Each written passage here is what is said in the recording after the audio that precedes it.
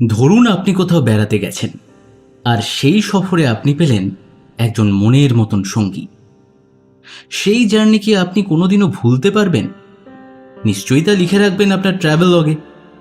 তারপর সেই সঙ্গীটি যদি ধীরে ধীরে হয়ে ওঠে আপনার না না, বাকিটা এখন বলা যাবে না। বাকি কথা নিয়েই তো আজকের এখন গল্পের নিবেদন শুভদীপ মণ্ডলের লেখা গল্প শেষের পাতায়। গল্প পাঠে সুমন, অভিনয়ে নম্রতা, সৈকত এবং অভিজিৎ, বিশেষ সহযোগিতায় নীল এবং রুচিরা।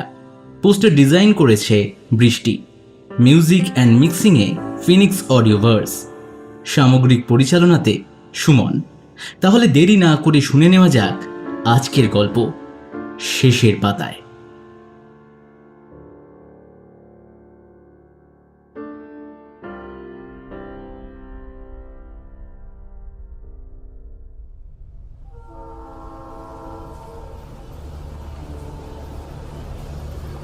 সৌভিক যখন রাউরকেল্লা স্টেশনে নামল, ঘড়িতে তখন সকাল 7:15।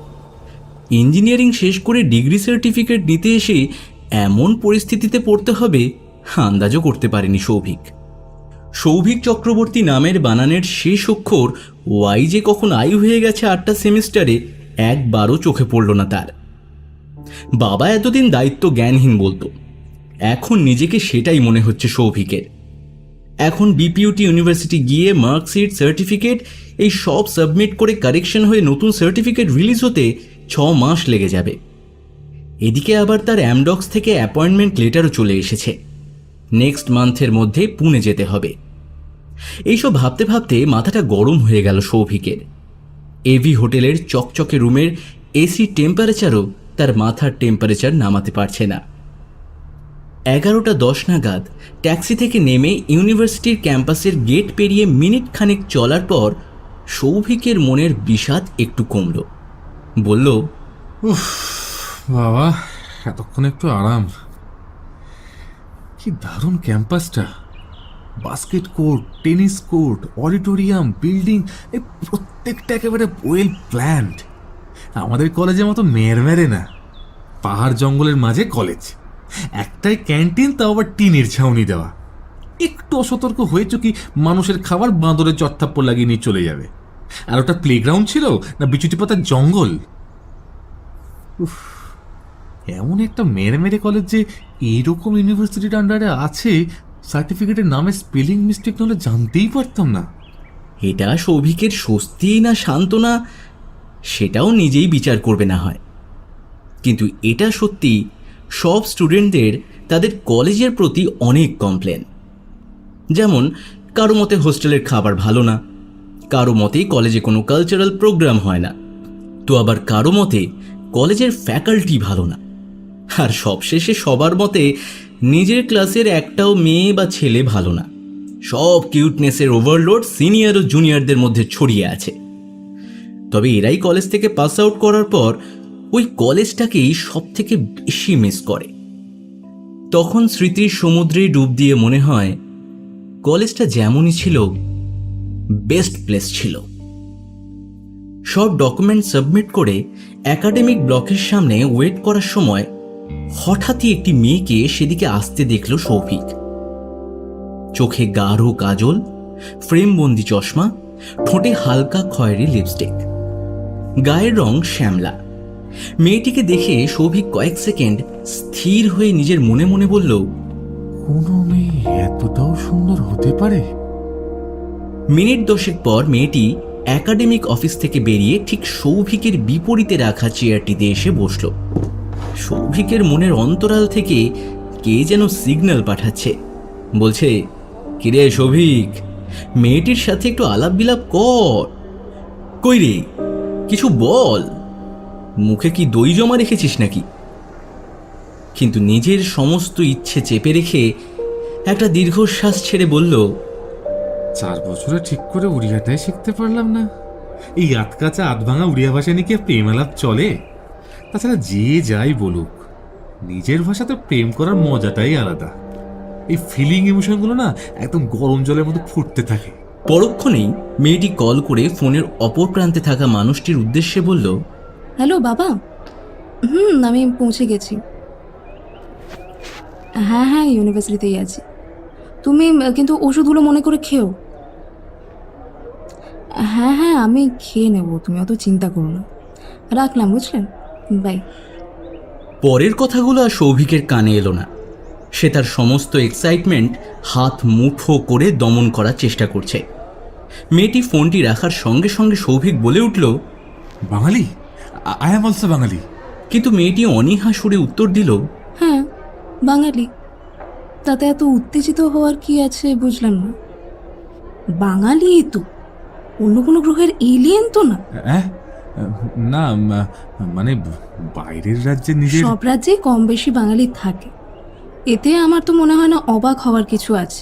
প্রসঙ্গ এড়িয়ে সৌভিক নিজের পরিচয় দিল। হ্যাঁ, হাই, আমি সৌভিক চ্যাটার্জি। মেয়েটি মোবাইলের স্ক্রিনের দিকে তাকিয়ে শুধু রিপ্লাইটা দিল। আচ্ছা, আমি ইঞ্জিনিয়ারিং নিয়ে পড়েছি, সিএসসি ব্রাঞ্চ। আর আপনি? মেয়েটি আবারও স্ক্রিনের দিকে তাকিয়ে বলল, আমরাও সেম। ব্যাস, এই কথাটা শোনার পর ছেলের মনে আনন্দের ঢেউ উপচে পড়ছে। খুব বড় একটা ইম্পর্ট্যান্ট ইনফরমেশন জেনে ফেলেছে সে। কিন্তু আপনারাই বলুন, শুধু সেম ব্রাঞ্চ থাকলেই কি প্রেম হয়ে যায়? মিনিট কয়েক পর সৌভিক আবার জিজ্ঞেস করল, কোন কলেজ থেকে স্টাডি করেছেন আপনি? মেয়েটি এবার মোবাইলের স্ক্রিন থেকে চোখ ফিরিয়ে সৌভিকের দিকে তাকিয়ে রূঢ় কণ্ঠে বলল, আর কি কি জানতে চান বলুন তো? ইনফরমেশন কালেক্ট করছেন? আমাকে নিয়ে ডকুমেন্টারি ফিল্ম বানাবেন বুঝি? অপমানে মুখটা লাল হয়ে গেল সৌভিকের। আর কিছু না বলে পাশে রাখা খাতার পাতাগুলো পরপর উল্টোতে লাগল। এরপর আর তাদের মধ্যে কোনো কথা হয়নি। মেয়েটি 20 মিনিট হলো চলে গেছে। সৌভিক এখনো বসে আছে ডকুমেন্ট ভেরিফাই করার জন্য। সবকিছু কমপ্লিট করে সৌভিক মেন রোডের দিকে এগোতে লাগলো। কলেজের গেট পেরিয়ে মেন রোডের উপরে সেই মেয়েটিকে দেখতে পেল সৌভিক। হতাশা আর হালকা ভয় মাখানো মুখ নিয়ে মেয়েটি দাঁড়িয়ে আছে। সৌভিক মনে মনে ভাবল, কি ব্যাপার, মেয়েটি অনেকক্ষণ হলো বেরিয়েছে, এখনো এখানে দাঁড়িয়ে কেন? সৌভিক রাস্তা পেরিয়ে মেয়েটির থেকে কিছুটা দূরে গিয়ে দাঁড়ালো। কিছুক্ষণ পর মেয়েটি সৌভিকের কাছে গিয়ে বলল, আচ্ছা, আমাকে সিটি সেন্টার যাওয়ার রাস্তাটা বলে দিতে পারবেন? মানে কোন বাসে উঠতে হবে, কোন রুটের অটো ধরবো? আমি এখানে একদম নতুন, সত্যি কথা বলতে কিচ্ছু জানি না। আসলে আসার সময় ওলা বুক করেছিলাম, কিন্তু এখন দেখছি আমার ইন্টারনেটটা কাজ করছে না।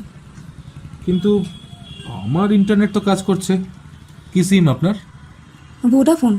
সৌভিক ফিসফিস করে ব্যঙ্গ করে বলল, ভোডা মেয়ের আবার ভোডাফোন। কিছু বললেন আপনি? না, কিছু না।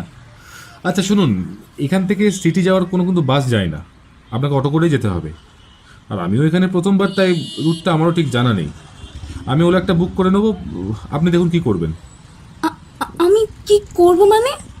আরে বাইরের রাজ্যে বাঙালি হয়ে বাঙালিকে ফেলে যাবেন নাকি?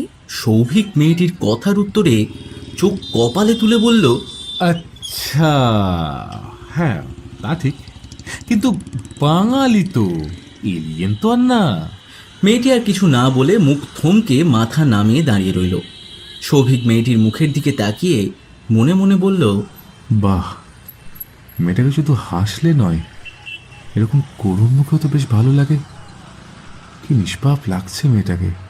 সৌভিক নিজের ভাবনা ভঙ্গ করে বলল, ওকে, আমি বুক করছি। 195 দেখাচ্ছে, বিল কিন্তু স্প্লিট হবে।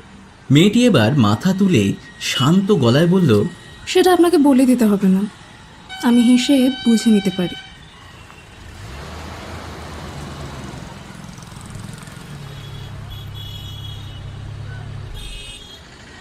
ক্যাব এলে দুজনে একদম দু প্রান্তে গিয়ে উঠে পড়ল।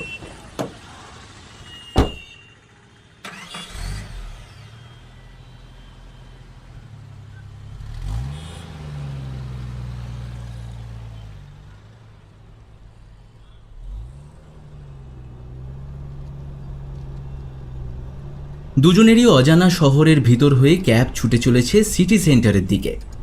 দুজনের মধ্যে কোনো কথা নেই। মৌনতা ভেঙে মেয়েটি বলল, আমি সায়নী মিত্র, ভুবনেশ্বরে সিভি রামান থেকে পড়েছি।